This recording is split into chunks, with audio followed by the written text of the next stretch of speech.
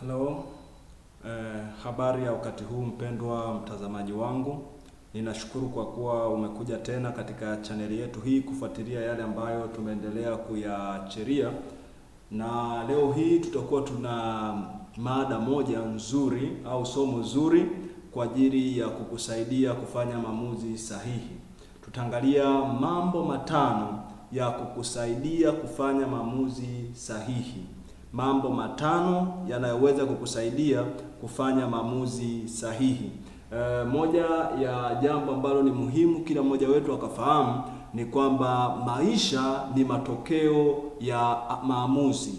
Kama ukiamua vema, basi utapata yaliyo mema, na kama utaamua vibaya tofauti, utapata matokeo tofauti.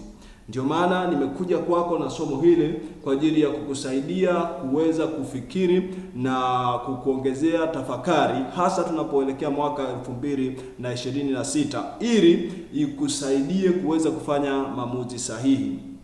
Maamuzi sahihi ni nguzo ya maisha. Maamuzi sahihi ndiyo maisha yenyewe, kwa sababu maisha yamefungwa kwenye maamuzi. Na kama ukaamua ukaogopa ukakwepa maamuzi, basi unayakwepa maisha. Na maamuzi hata usipoamua yana kawaida ya ajabu sana. Unakuwa umeamua kutokuamua, yaani kutokuamua pia nayo ni maamuzi. Kwa wengine wanasema bora ukaamua hata ukakosea, lakini kuliko ukakaa tu bila kuamua lolote. Basi mimi nitakuwa ninakwambia mambo matano ya kukusaidia kufanya maamuzi sahihi. Mambo matano yanaweza kukusaidia kufanya maamuzi sahihi. Jambo la kwanza ni hekima ya Mungu. Hekima ya Mungu, lakini vile vile pamoja na uongozi wa Roho Mtakatifu. Hili ni jambo la kwanza kabisa linaweza likakusaidia kufanya maamuzi sahihi, kwa sababu kuna mambo ambayo unaweza ukatumia akili zako mwenyewe, unaweza ukatumia nguvu zako mwenyewe, unaweza ukatamani kuweka mbinu na utaalamu na mbinu zako, alafu zote zikafail. Ndio maana anasema katika Mithali 3:5 anasema mtumaini Bwana kwa moyo wako wote, wala usizitegemee akili zako mwenyewe. Anasema usizitegemee, sio usizitumie. No, zitumie lakini usizitegemee, ukijua ya kwamba zinaweza zikakupa matokeo wakati mwingine tofauti. Unajua kuna wakati kila fact inakuwa iko mezani, iko tayari, lakini hekima ya kimungu ndio inaweza zuilia usiingie maamuzi ya namna hiyo. Tunaona katika kisa kimoja kwenye Biblia, Paulo alikuwa amewaambia walikuwa wanasafiri walikuwa wanasafiri kwenye ziwa, walikuwa na safari ya kwenda Rumi kama sijakosea, lakini walipokuwa wakisafiri kuna mahali walifika kukawa kunaonekana ni shwari, lakini aliwaambia, Bwana, ndani yangu ninasikia ya kwamba tusiondoke, tusisafiri. Wakamdharau. Hiyo safari kapata misukosuko, japo mwanzoni manahodha na wenye meli ndio waliosikilizwa kwa tung'oe nanga tuondoke, lakini maamuzi yale yalikuwa yako 100% correct. Yaani kwao walikuwa yako sawa, lakini kwa sababu ya kukosa wanasema mwongozo wa rohoni, ni kama vile wanasema jicho la tatu. Wanasema huo uongozi wa Roho Mtakatifu ndani ya mtu ndio kufanya maamuzi sahihi. Hata kama wakati mwingine kila factor inaonekana iko sawa, lakini Mungu yuko anayeona hata nyuma ya mioyo ya watu, anaweza akakusaidia na ukajikuta unafanya maamuzi yaliyo sahihi. Kuna watu hawana kosa, hawana hila, lakini wewe haupaswi kufanya nao partnership. Ukifanya partnership nao utafail, kwa sababu zingine zozote, kwa sababu ni tofauti na vile ambavyo ilipaswa kuwa. Kwa hiyo itakusaidia kufanya maamuzi sahihi. Hakikisha na hekima ya Mungu, lakini vile vile unakuwa na uongozi wa Roho Mtakatifu. Unakosa muda mwingine amani. Unakuta jambo unataka kuliendea, mbona nataka kupanda gari hili na sasa sina amani kabisa kulipanda, lakini halina shida yoyote, lakini kumbe ungepanda ningepata ajali. Kwa hiyo unakuta kuna uongozi wa Mungu unatusaidia pia kufanya maamuzi sahihi. Jambo la pili ni maarifa sahihi. Ukiwa na maarifa sahihi yatakusukuma kufanya maamuzi sahihi. Kuhakikisha unatumia muda wako mwingi kuwa na maarifa sahihi. Jaza maarifa sahihi, soma vitabu, jifunze, angalia kama unaangalia ni tamthilia, angalia zinazokujenga, zinazokupa mbinu na kupata maarifa sahihi. Jikite kwenye maarifa sahihi tu, kwa sababu unakuwa vile sawasawa na maarifa ambayo unayo. Kama hautakuwa na maarifa sahihi, basi hauwezi ukakwepa kufanya maamuzi ambayo yatakugharimu. Kwa maamuzi sahihi yanachochewa na maarifa sahihi. Tafuta maarifa sahihi ufanye maamuzi sahihi. Jambo la tatu ambalo litakusaidia kufanya maamuzi sahihi, basi ni watu sahihi unaoambatana nao. Ambatana na watu sahihi. Ukisoma katika kitabu cha Timotheo wa kwanza sura ya 15 mstari wa 33 anasema msidanganyike. Mazungumzo mabaya huharibu tabia njema. Kwa kama unaambatana na watu waovu, utapata matokeo mabovu kwa sababu umeambatana na watu waovu. Lakini kama utaambatana na watu sahihi, utapata matokeo sahihi au matokeo mazuri kwa sababu una watu wazuri ambao wanakuzunguka.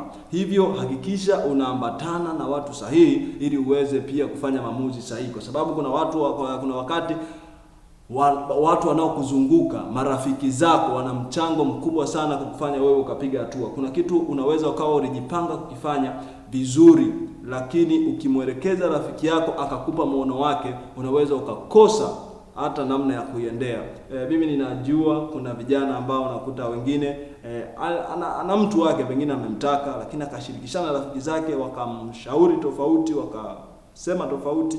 Unakuta naye muono wake ulivyokuwa kwenye jambo lile unabadilika kwa sababu watu wanaokuzunguka. Kwa ukizungukwa na watu sahihi inakusaidia sana kufanya maamuzi sahihi. Kuhakikisha wakati wote unakuwa na watu sahihi. Na watu sahihi wanaanza na wewe kuwa sahihi, kwa sababu sumaku huvuta vitu vyenye asili ya chuma. Kama wewe ni mtu sahihi, utawavuta watu sahihi, na watu sahihi wengine wataendelea kuwavuta watu sahihi. Kwa hiyo ndio mbinu ya kwanza ya kuhakikisha wewe unakuwa mtu sahihi. Sharpen yourself, jinoe. Anasema ni chuma hunoa chuma. Ukiwa mti huwezi ukanoana na chuma, kwa sababu chuma hunoa chuma. Kwa hakikisha unajiboresha, unakuwa bora, una maarifa sahihi, una hekima ya Mungu, utaanza kuwavutia watu wa aina yako. Na utakapokuwa na watu wa aina yako wengi kwenye ile seko yako, na wale watu wa aina yako wengi ukawatambulisha na wewe kwa watu wengine na kwa huyu na kwa, baadaye unajikuta wewe unakuwa katikati ya watu sahihi. Watu sahihi wamefahamiana kupitia wewe, watu sahihi wengine, yani kwa unakuwa na network ambayo ina watu sahihi watupu, kwa sababu umeanza wewe kujichonga kwa mtu sahihi. Kabla hujaanza kumtafuta huyo mtu sahihi wa kuambatana naye, wewe kuwa mtu sahihi. Kuna mtu aliwahi kusema usikubali mtu kukuchagua wewe kuwa rafiki yake, kwa sababu hujui anataka nini, anachagua nini. Lakini hakikisha wewe unawachagua marafiki zako. Yaani hakikisha unawachagua marafiki zako. Unajua kabisa unawachagua kimkakati. Huyu anataka kuwa awe ni rafiki yangu. Kwa hivyo itakusaidia kuwa unafanya maamuzi sahihi. Lakini jambo la 4 ni kubadili mazingira. Mtu anapokuwa amebadili mazingira, inamsaidia pia kubadili mtazamo wake, muono wa mambo. Ndio maana moja ya jambo kubwa linasaidia watu kujifunza ni kutalii, kuzunguka, kutembea, kupata exposure. Wanasema unakuwa exposed, ni kama umefunguliwa kitambaa, unaiona dunia kwa sura pana zaidi. Umetembea, umeona watu China wanaishije, umeenda wapi huko Marekani ukaona, umeenda sehemu mbalimbali, inakupa upeo mpana katika fikra zako. Hata utapokuwa unafanya maamuzi, basi inakusaidia kuwa na upana katika maamuzi yako. Hivyo badili mazingira. Wakati mwingine katika kusafiri na kutalii tunajifunza, huko ndiko kunatusaidia, pamoja na refreshment na mambo mengine utakayoyapata. Utasikia kustahareka, lakini pamoja na kustarehe, lakini unapata vitu vipya kwenye mtazamo wako. Kwa hiyo itakusaidia kufanya maamuzi sahihi ukiwa ni mtu ambaye unasafiri. na unasafiri kimkakati, unabadili mazingira kimkakati, unaenda vijijini, unajua unaenda. Maana kuna fursa zingine wewe unaziacha hapa, unaenda kutafuta fursa kwingine, watu wanakuja kuziona fursa hapo hapo nyumbani kwako, kwa sababu wewe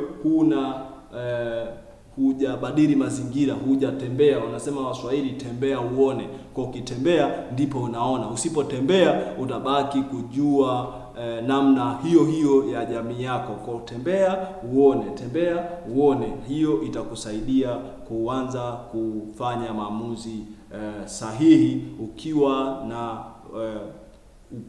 upeo mpana katika mtazamo. Wanasema you will not be biased on your thinking, yani hautakuwa uko umeelemea upande mmoja tu wa fikra zako, lakini utakuwa uko wide eye open, macho yako yamefunguka sana, unaweza ukaona vitu vingi zaidi na zaidi. Lakini jambo lingine ambalo litakusaidia, ambalo ni la 5, kufanya maamuzi sahihi ni kufanya yani kujifunza kutoka kwenye, au kufanya marejeo ya waliokutangulia, lakini na wewe mwenyewe. Wanasema wengine unajifunza kutokana na makosa, lakini wenye hekima walisema mpumbavu peke yake ndio anajifunza kwa makosa yake mwenyewe, kwa sababu nataka ukosee kila kitu ili ujifunze wewe tu. Lakini kama utaamua kutaka kuwa mtu smart, mtu mwenye hekima, utajifunza kutokana na makosa ya watu wengine ili wewe usikosee kwenye yale ambayo walikosea wao. Yaani kujikwaa kwenye sehemu ambayo mwenzio alijikwaa hapo ni ujinga, lakini ukijikwaa sehemu nyingine mpya ambayo mwenzio hakujikwaa, ina maana tayari umepata tunasema uzoefu mpya. Lakini hakikisha hujikwai mahali hapo alipojikwaa mwenzio. Maisha yana kanuni, maisha yanaendeshwa na kanuni zake. Kwa kama utawekeza muda kuzijua kanuni, itakusaidia kufanya maamuzi sahihi, kwa sababu mambo mengine kanuni kama ni za kibiashara zinajirudia, kuna kanuni zinaendana. Kwa ukiona jambo linakusumbua, hakikisha unajifunza kutafuta uwajibikaji, jifunze kujitafutia kuwajibika. Jiulize, kitu gani ambacho sikijui kinachonifanya mimi napata changamoto? Yaani unapata changamoto ya kiuchumi, unapata changamoto. Moja ya maamuzi ambayo utayafanya ya busara ni kuanza kutafuta kujua kitu gani ambacho hukijui, ili na wewe ukijue uanze kuishi maisha ambayo kama watu wengine wanaoishi wenye uhuru wa kifedha. Kwa ukikuta jambo lote ulijui linakutatiza, hakikisha unafanya marejeo. Usijifunze kwa makosa yako mwenyewe, jifunze kwa makosa ya watu wengine, ili muda wako utumie uokoe muda, utumie kujifunza mambo mapya. Yaani moja ya changamoto kubwa, kuna makosa ambayo mtu anakuja kujigundua ameyafanya baada ya miaka 40. Lakini kama utakaa chini, utasoma kitabu chake, unaona anajutia kwa labda nilichelewa kwanza ufanye uwekezaji, natamani ningejua nikiwa na miaka 20. Wewe ndo na miaka 20 au uko chini ya hapo au uko umezidisha kidogo. Unajua haya majuto na mimi yanaweza yakanipata mbele. Kwa kumbe bora nikafanya maamuzi ya kwanza kuwekeza sasa hivi kwenye vitega uchumi mbalimbali mapema, wakati bado nyakati za majuto hazijafika hata mimi. Kwa umejifunza kutokana na experience ya mtu mwingine, umejifunza kutokana na uzoefu aliopata mtu mwingine, lakini pia unatathmini maisha yako, unatathmini hatua unazopiga, unatathmini aina ya maamuzi unayoyafanya. Najifunze, unapoendelea kufanya maamuzi unazidi kuwa hodari na unaendelea kuwa imara. Kumbuka, hauwezi ukakwepa kufanya maamuzi. Maisha yamejaa maamuzi. Kila siku unapoamka mpaka unapolala unafanya ni maamuzi matupu. Uamke usiamke ni maamuzi, ule usile ni maamuzi, utoke ubaki ni maamuzi. Yaani kila kitu ni maamuzi. Kwa lazima ujifunze kufanya maamuzi sahihi ili maisha yako yaendelee kuwa sahihi. Nje na hapo utakuwa kwenye changamoto kubwa sana. Na maamuzi, jifunze kwanza kufanya maamuzi madogo kila siku. Hayo yatakupelekea kwanza kuwa na uwezo wa kufanya maamuzi hata makubwa na ukayafanya vizuri zaidi na zaidi. Kwa maisha ni maamuzi. Maisha ni maamuzi, na maamuzi yanaweza kubadili kabisa maisha yako. Ndio maana nimekuletea somo hili haya mambo 5 yanaweza yakakusaidia kufanya maamuzi sahihi. Bila shaka umezingatia na ni shauku yangu kuona siku moja video hii imefanyika msaada kwako kwa kuwa unazingatia, na ninakutakia tafakari njema. Mimi ni ndugu yako Japhet Katana. Umefuatilia hii video, ni moja kati ya video zangu ambazo ninaendelea kuziachilia.